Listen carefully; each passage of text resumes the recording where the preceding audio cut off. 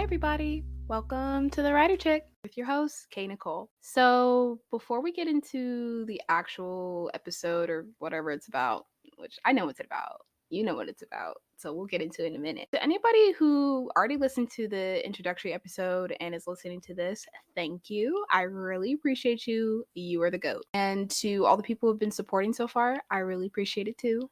Y'all are awesome. That's really it. I mean, okay, I'm not like one of these big podcasters who has a bunch to say in the beginning because I don't really have much to say right now, but it's just more so a greeting, a hello, a thank you for supporting, and keep it pushing.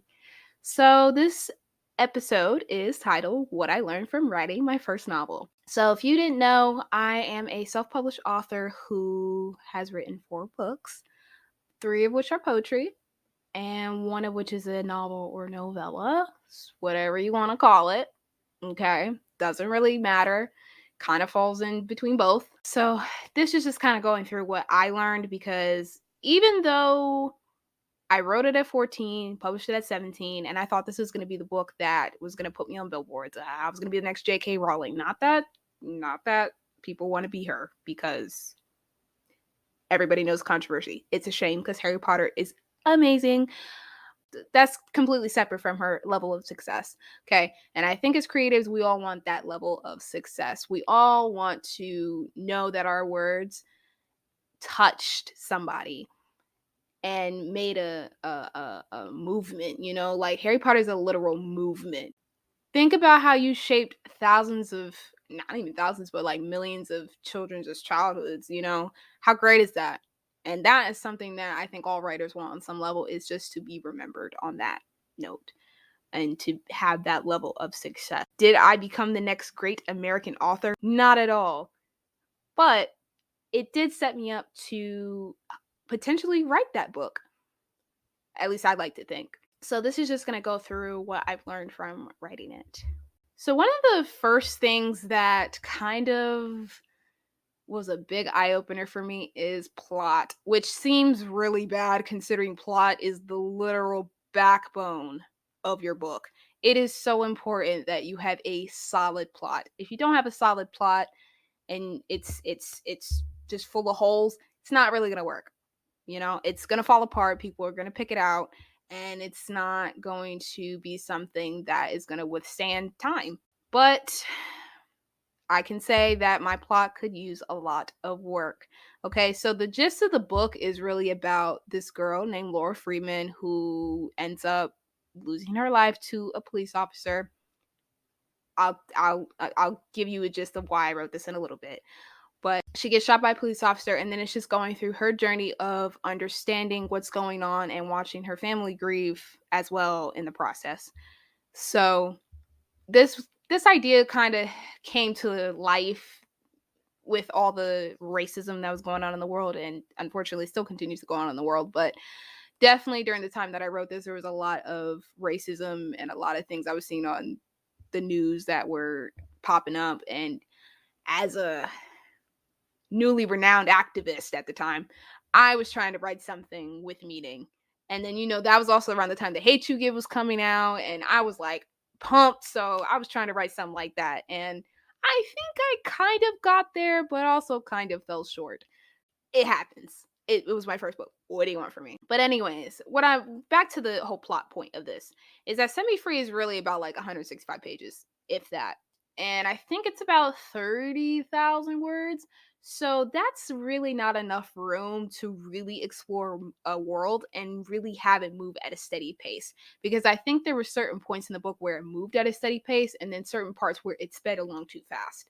And I think if I would have laid it out better and would have taken more time to really flesh out the plot and maybe add a little extra here, a little extra padding there, I think it actually would have worked out better. I hate to say it. So I might have actually needed a little more planning. So it's more of like a skeleton than it is a really full-fledged story. So you need padding in order to, keep things where they're supposed to be and keep things interesting. And that's kind of how the plot is that if you only have a skeleton of a plot but not like a fully fledged plot, then it's not really going to stay together too well. So that's where I feel the book lacked a little bit for me. especially 3 years later, now at 20, having more experience, being more of a writer now, I see where it could have actually improved. So, not to say it's bad, not to say the plot is terrible. I actually kind of hit some great marks, but it's just like it was a great plot point. It was a great way to start a story, but it was just really poor execution. And you know what? I was 14 at the time, 14 to 17 years old. I mean, how much growth can you really go through? So, it's all I can do now.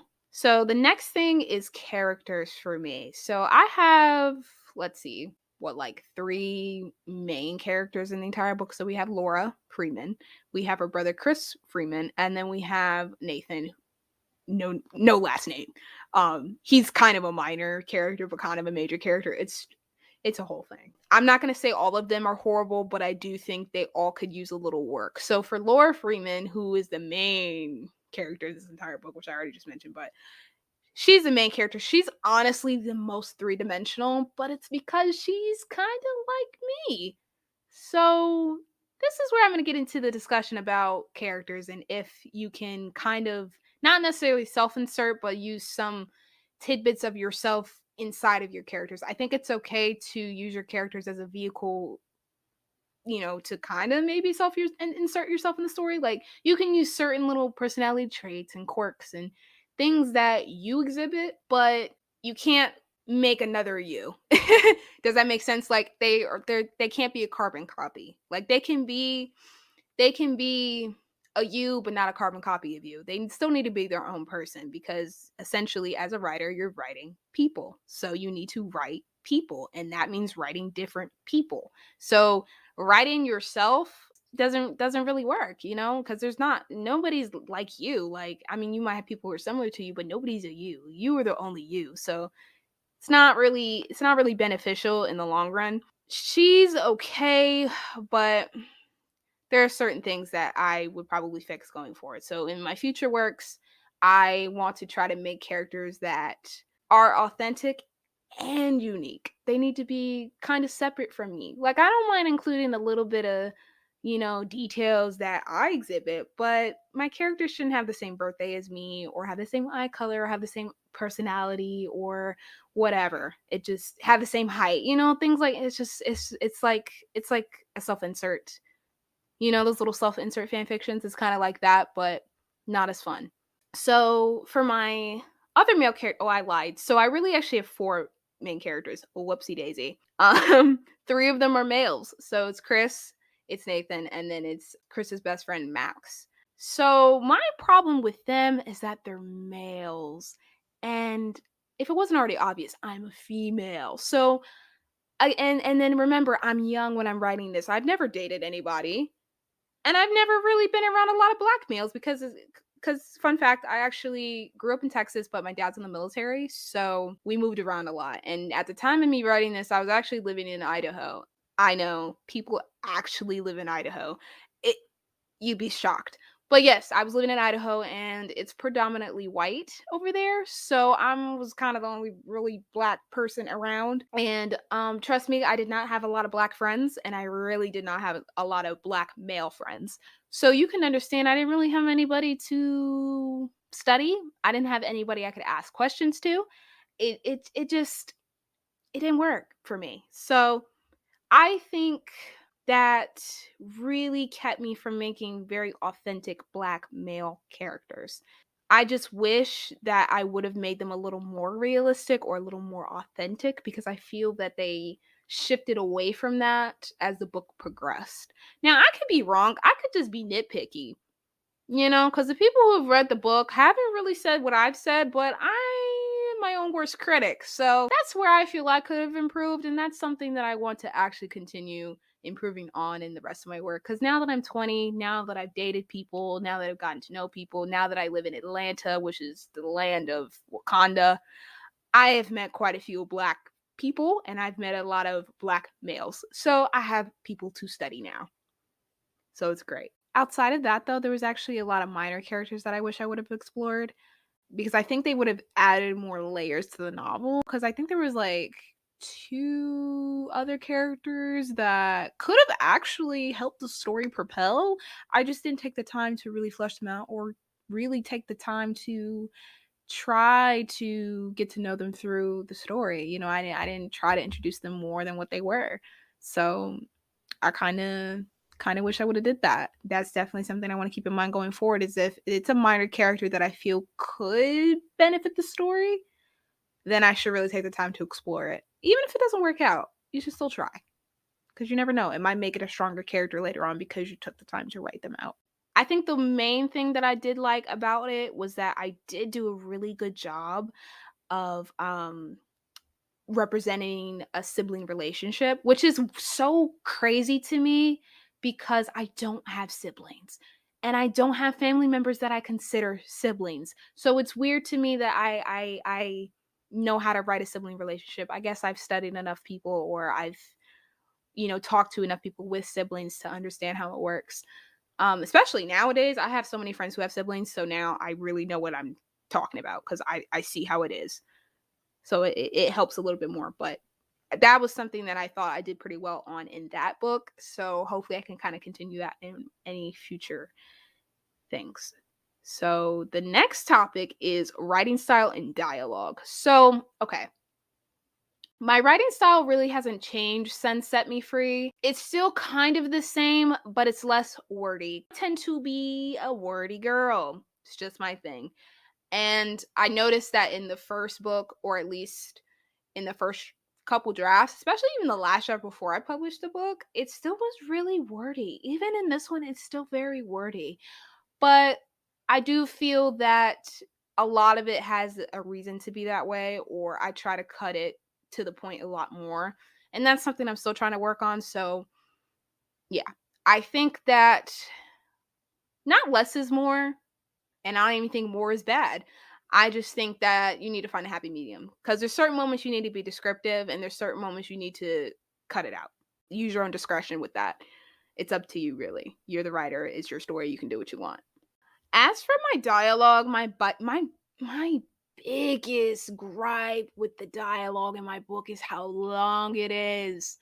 Nobody is sitting there having a monologue every 10 minutes. And I felt like a lot of my characters just had long monologues that just took up pages.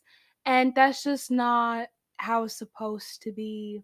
Okay? Because most people don't do that unless they're really passionate about something, or they're having a speech, or it's like a legit concern on their heart that they just really need to get out. And on top of that, when they do have something to say, they don't just outright say it unless they're just really blunt of a person. But on average, most people try to beat around the bush, or they're not going to be as bold with what they say unless people keep questioning them. And I felt that sometimes my characters just kind of divulged information and didn't try to like struggle with that. There was no struggle with, oh, should I give this away? Or, oh, but I feel uncomfortable doing that, or blah, blah, blah, blah, blah. Because I know for me, I'm one of those people who isn't really I'm not really a vulnerable person. Okay. I don't like being honest about my feelings, especially if you did hurt my feelings. I don't like being honest about my feelings. I will lie straight to your face. Okay. That's just the Taurus in me. I'm stubborn. I don't like admitting when I'm wrong. I don't like being honest about my feelings. It's just how it is. Okay. So not everybody's like this, but I feel most people tend to beat around the bush with their feelings. They tend to move on to different subjects. They tend not to really divulge what the problem is until somebody really keeps poking at you. So I think that's something I need to work on a lot still. And I think that was something that I could have fixed in that book. So another thing that I think could have used some work is that I needed a second pair of eyes. Okay. Okay. Not that I have this luxury now. Okay. I don't, because I don't have a lot of writer friends. It's really a shame. A lot of writer friends that I'm close with, let me clarify. I don't really have a lot of people to read my work or give me feedback, unfortunately. So I'm a little limited on that area. But I still feel it's important to know because I feel like it's something that a lot of writers should have. And if they don't have it, then the best thing you can do is put your draft away for months. Lock it in a drawer. I don't care what you do with it, but lock it away for months. Do not touch it until it's literally fresh and you barely remember the story, okay? That's where I messed up at because I'm one of those people who's also impatient. So I was trying to read that and edit it after a couple of weeks of not touching it. And by a couple of weeks, I mean like 2, 3 weeks. So the story was still fresh in my mind. It really was just a recipe for disaster because if you ask me, it's so important that you do this as a writer because the thing is, you know it forwards and backwards. You know the story. You've drafted the story. You've drafted the characters. You've written it for who God knows how long. You know it forwards and backwards. So you're not going to catch certain things that need to be fixed. And that's exactly what happened to me. So by the time that I actually had other people read it, it was already on the road to being published. And I also just had some people who just weren't really supportive. So that kind of didn't really help either. Like, for example, so I had dated this guy in high school. This is totally a side note, but it relates. So I had this guy in high school that I dated. Biggest mistake of my life, but what are you gonna do? And I remember this was like before I really was publishing it, but this was during the time I was still writing it. And this boy had the nerve to tell me that he would never read my book because it was never going to be of literary merit, and he only read things that were of literary merit, which I don't know what that means, but okay. Whatever, sir. Then tried to switch up later and was sitting here reading my book and trying to promote it to my classmates. But we already know you were faking it the entire time. Stop playing around, okay?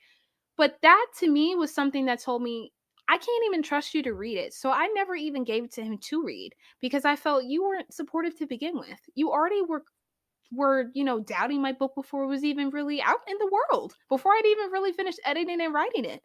If I was a different type of person, that definitely would have crushed my spirit. And I probably never would have released it, or I never would have released anything after that.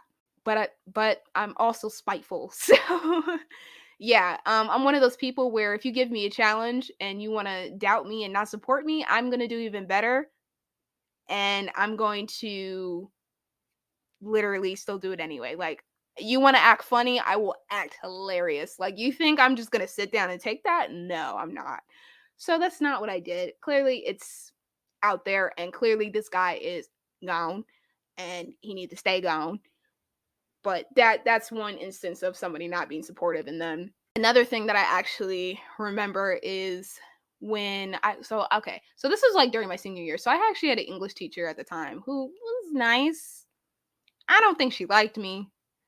I kind of acted up in her class, so I can understand.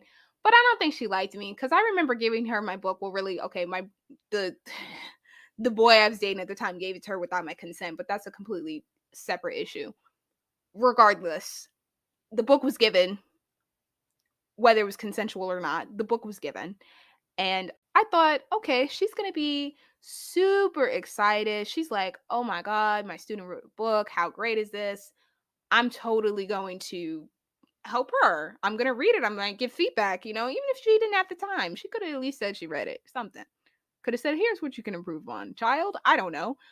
Best believe I finished senior year, never heard a word about it. I doubt she even read it. She probably threw it out. I would not be surprised if she did. I'm telling you, this woman did not like me.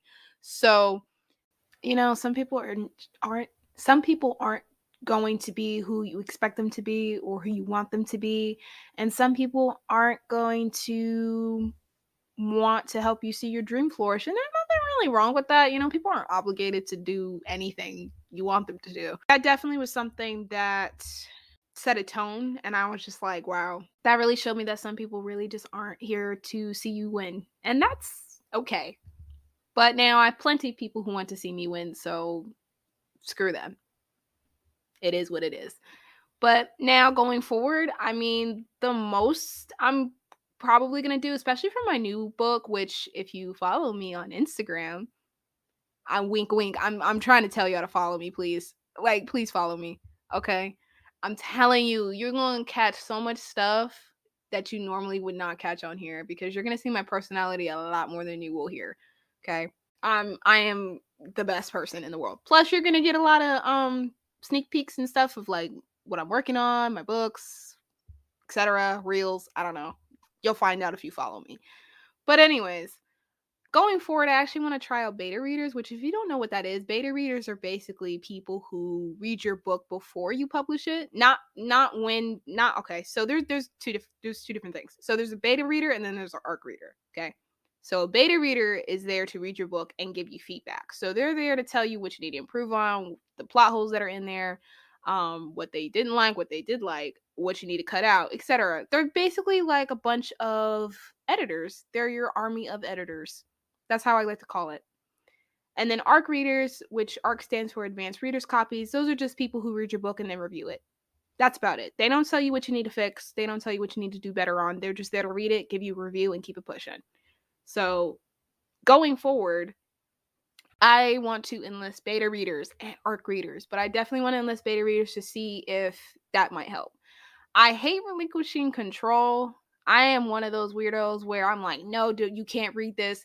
I get nervous when my mom reads my stuff in front of me. I tell her, go read it or go watch it or go listen to it in a different room. Like, I don't want to be here.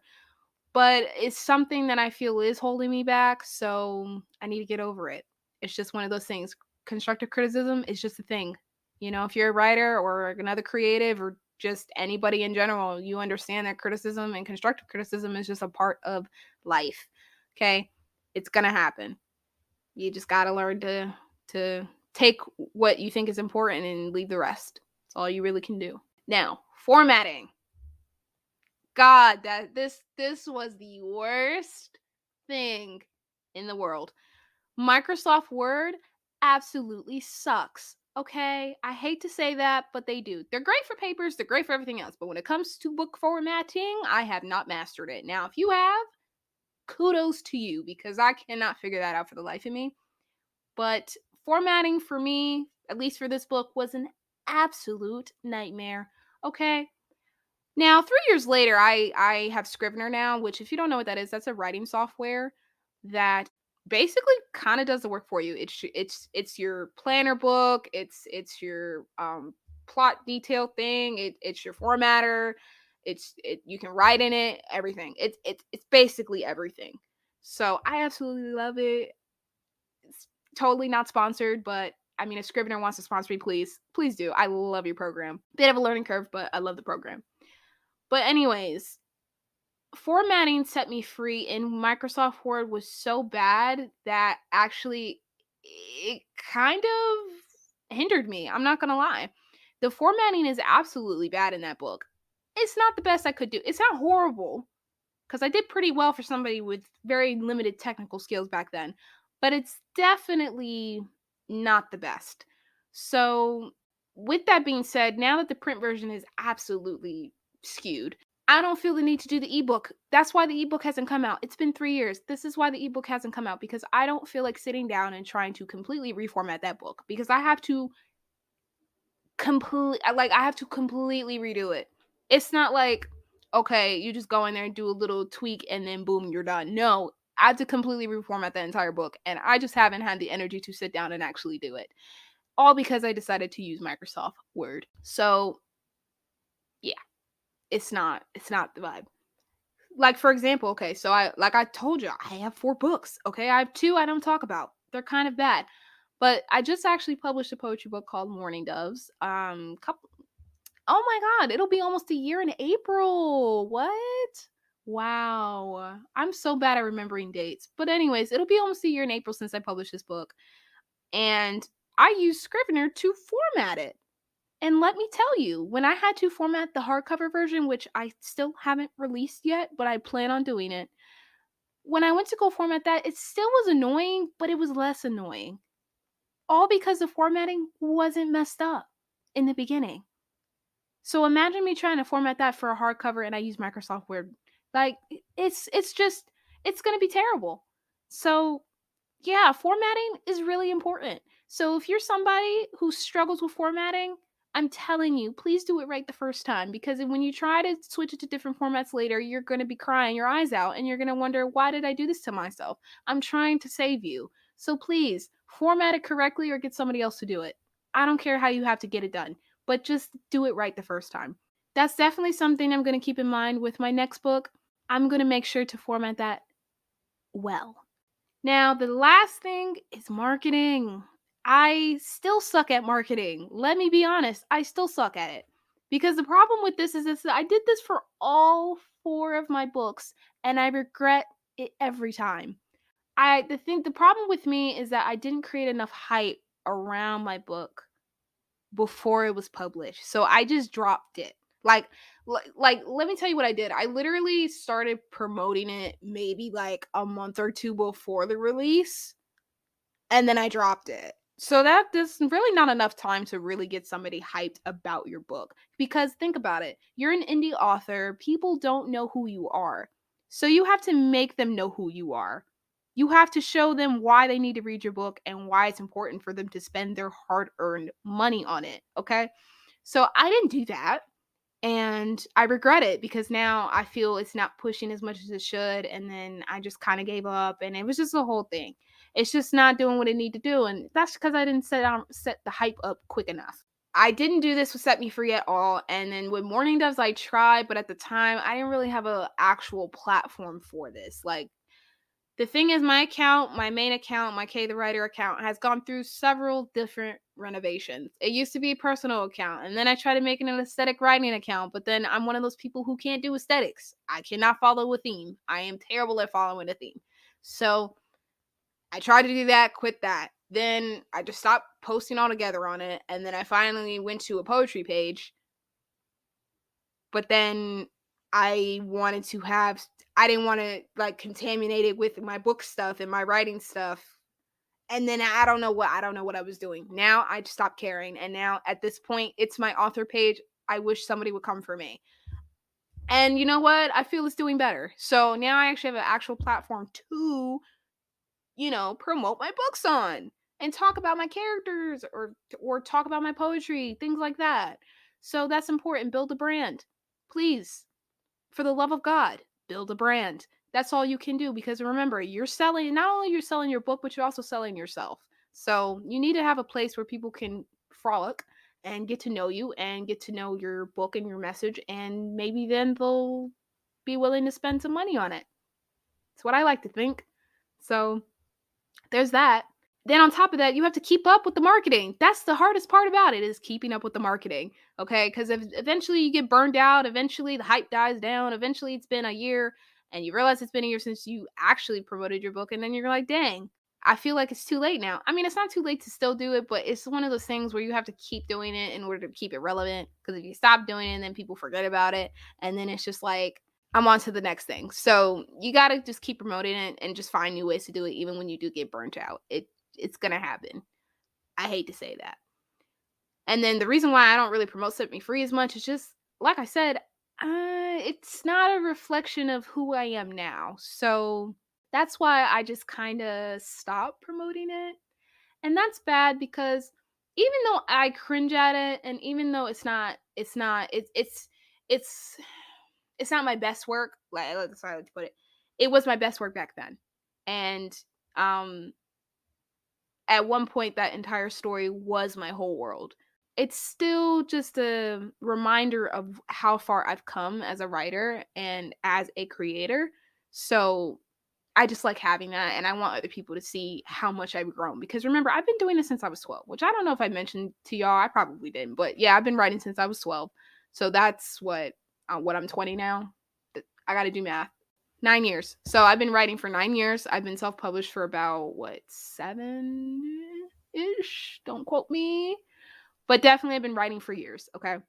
It's something I'm passionate about, and now I'm just finding new ways to do it. And you know what? There's been so much growth on this end of the spectrum, and the same goes for you. If you're a writer and you look at your work and you cringe at it, or you're too scared to share it, remember, everybody has to start somewhere, and sometimes it's actually good to see how far you've progressed, because it really shows you the growth. It really shows you that you've really improved.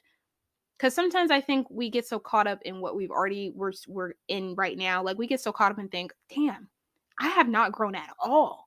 Or, man, I'm good, but like, I could be better. But then when you really go back and look at what you used to write, you go, wow, I really actually have improved. And wow, I'm actually way better than what I thought. Of course, yeah, there's always room to grow, but appreciate how far you have grown already. That's what I like to think. So my final thoughts about this is that if you're a writer who's working on their first book, take some tips into consideration, please. I'm telling you, it might actually save you. It might help you out a lot more. And I would rather you know this now with your first one versus getting like 4 or 5 books in and then you're now just figuring it out. So take some tips into consideration. And if you've published your first book and you feel similar to me, remember that nothing's perfect on the first try. And that doesn't mean you have to forget about the work you put in. I mean, you can always see where to improve so you can apply it to your future stuff. But that doesn't mean you have to hate what you created. You know, you got to let it be a reminder. Like I was saying, let it be a reminder of how far you've come. And one day when you're successful and you're the next big American author, you can tell people, this is how long I've been writing, and you can show them the growth. And you can really say, you know, this book wouldn't have been possible without all projects that were decent or could have been better or whatever. You know, those projects were the stepping stone to the next great American novel. Yeah, that's all I have for y'all today. Next episode is next Wednesday, so get ready. Stay ready. I think y'all will enjoy it, although I haven't really figured out what the episode's gonna be yet. I'm just gonna post what I feel like posting. I'm debating whether to go through all the posts I have now or just leave it. I don't know.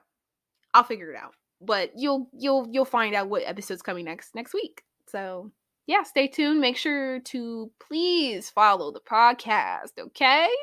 Leave a comment, leave a voice note. You know, stay tuned. I'm also going to try to get this on Google Podcasts and Apple Podcasts and other platforms or whatever. I'm going to try. No guarantee when, but that's my goal. So for right now, it's on Spotify, which I'm assuming that's where you're listening to it on. Yeah, so until next time, guys. Bye!